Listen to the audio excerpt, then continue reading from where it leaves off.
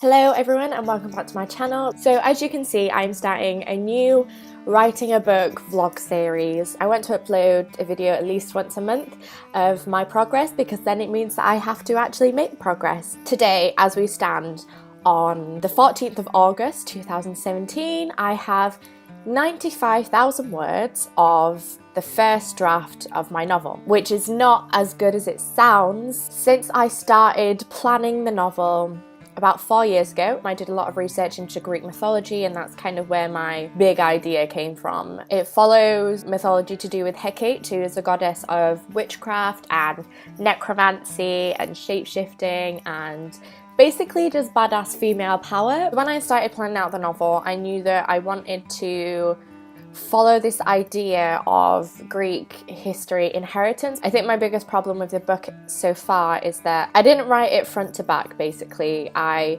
wrote whichever chapters I was in the mood for at the time. So I think the first chapter that I actually wrote was chapter 4, and then I wrote the end, and I just kind of like dipped in and out depending on what I wanted to do with it. I based the book in a few different cities, so there's a big journey of discovery the first few chapters before she actually ends up in London, which is where the majority of the novel will take place. I think I've put a lot of myself into this book in terms of the cities and the location. It follows the idea of the small town girl with the big ideas, and she wants to go and see things, but she has such an affinity with nature that she loves where she comes from. So it's not so much a I need to get out of here type situation. I wanted to kind of explore the rabbit hole idea of being dropped into a world completely unexpectedly, completely unwantingly, but also she has that kind of Alice character of loving to explore new things and wanting to see these incredible places,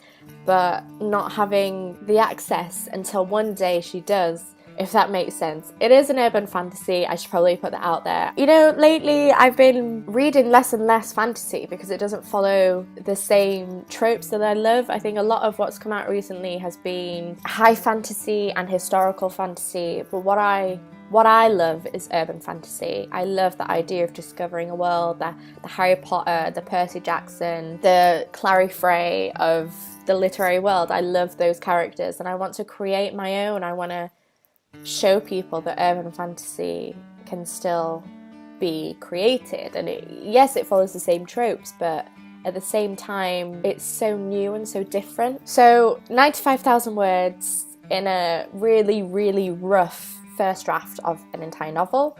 I think I've started rewriting. I've only got to chapter 2 because I keep rewriting. I have 7 versions of chapter 1.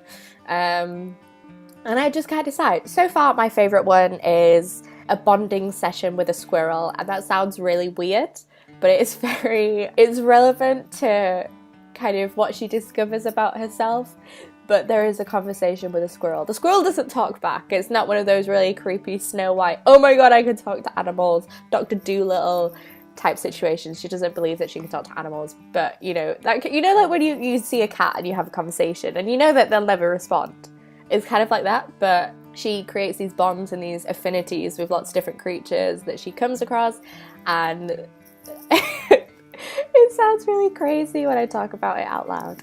But yeah, she loves animals, and that's kind of a big part of how she develops as a character and how she stays grounded. When I read back on the chapters that I need to edit and rewrite, I'm reading 4 years of writing improvement. So one of my favourite chapters is chapter 4 so far. I really like the sense of discovery and the mystery and the panic as well that she experiences in the way that I've written it. I think that chapter alone will have more adverbs and adjectives than anything else that I've written, maybe the whole novel combined so far.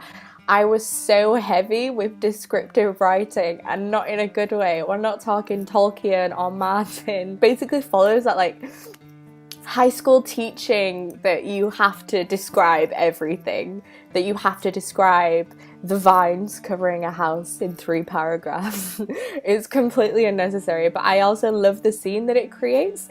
So I'm dreading cutting and destroying that chapter, but I also know that I need to do it in order to improve and make it better for the reader. The voice of the character changes because of how long I've been writing it. My opinions have changed, my own experiences have changed, which means that I'm writing the experiences of my characters differently to how I would 3 years ago, but I've not been updating as I've been going because I'm dipping in and out of chapters across the whole novel.